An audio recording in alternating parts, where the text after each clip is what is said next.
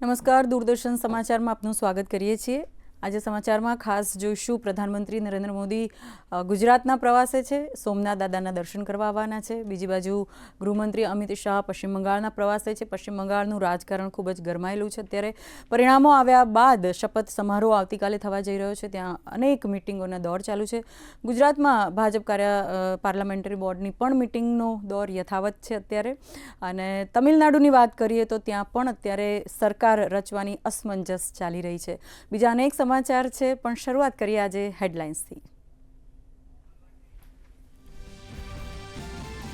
પ્રધાનમંત્રી નરેન્દ્ર મોદી 11 તારીખે કરશે સોમનાથ દાદાના દર્શન। પ્રધાનમંત્રીએ સોમનાથ પર લખ્યો લેખ, કહ્યું સમુદ્ર કિનારે ઊભા રહીને સરદાર પટેલે સોમનાથનું પુનઃનિર્માણ કરવાની લીધી હતી પ્રતિજ્ઞા। તો પ્રધાનમંત્રીને આગમન માટે જામનગર અને વડોદરામાં તૈયારીઓ પૂરજોશમાં।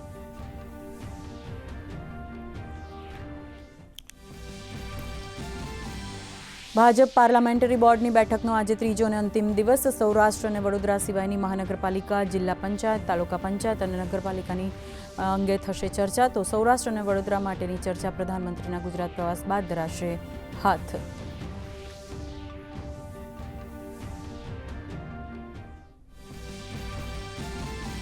મુખ્યમંત્રી ભૂપેન્દ્ર પટેલના હસ્તે શ્રી શ્રી રવિશંકર વિદ્યા મંદિરનું થયું ભૂમિપૂજન। હજારો બાળકોને મળશે શિક્ષણનો લાભ। મુખ્યમંત્રીએ કહ્યું પ્રધાનમંત્રીના સોનેરી ભવિષ્યના નિર્માણના સપના માટે બીબા ઢાળ શિક્ષણ પદ્ધતિમાં આવ્યું અમૂલ્ય પરિવર્તન।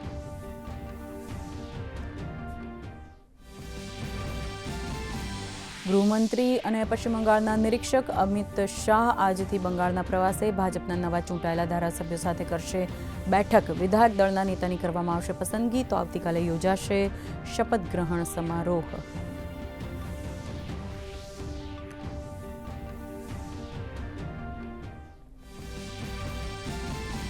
તમિલનાડુમાં નવી સરકાર બનાવવા અંગે સસ્પેન્સ યથાવત। રાજકીય હલચલ વચ્ચે બહુમત પ્રાપ્ત કરવામાં લાગી ટીમ ટીવીકે। રાજ્યપાલ સાથે ટીવીકે નેતા વિજયે ફરી કરી મુલાકાત। તો સ્ટાલિને પોતાના ધારાસભ્યોને ચેન્નઈ ન છોડવા આપી સૂચના।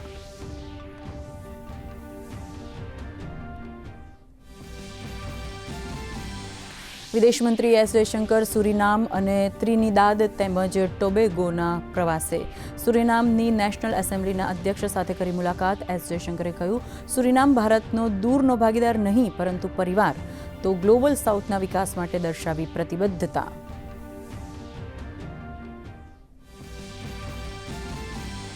અમેરિકી રાષ્ટ્રપતિ ડોનાલ્ડ ટ્રમ્પની યુરોપિયન સંઘને ચેતવણી। વેપાર સમજૂતીને 4 જુલાઈ સુધી ન આપી મંજૂરી। કહ્યું યુરોપથી આવતા સામાન પર લાગશે વધુ ટેરિફ। તો ઈરાને અમેરિકા પર સંઘર્ષ વિરામના ઉલ્લંઘનનો લગાવ્યો આરોપ।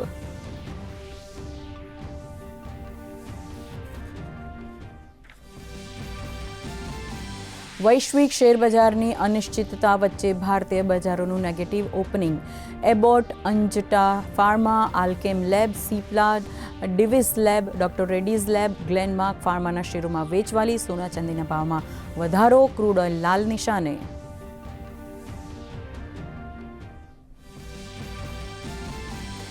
રાજ્યમાં ગરમીનો પ્રકોપ। કચ્છ, દ્વારકા, રાજકોટ અને દીવમાં એલર્ટ જાહેર। તો આજથી અમદાવાદ માટે 2 દિવસ ઓરેન્જ અને 5 દિવસ માટે ગરમીનું અપાયું યલો એલર્ટ। આગામી 7 દિવસ દરમિયાન મહત્તમ તાપમાન 42 થી 44 ડિગ્રી રહેવાનું અનુમાન।